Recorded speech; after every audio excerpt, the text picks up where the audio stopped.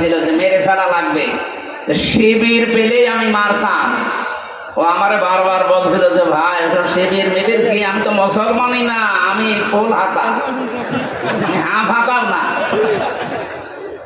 ফুল হাতা বসে এটা আমিও বুঝতাম না ওই সময়ের মুখ থেকে শুরু। আমাদের যিনি জেলার ছিল উনিও ফুল হাতা, দেবদুল্লাহ নাম শুনেই বোঝা যাচ্ছে যে ছাতা ফুল হাতায় হবে। বলেন তো একটা হিন্দু মানুষ তাকে আপনি শিবির বলে মেরে ফেললেন।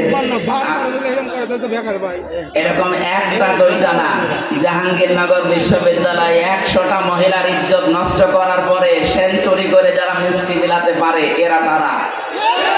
এদেরকে আপনি নিষিদ্ধ করার 100 কারণ আমি জানি। বৈধতা দেওয়ার একটা কারণ বলেন তো যে হ্যাঁ এই কারণে তাদের বৈধতা দেওয়া যায়, বলেন।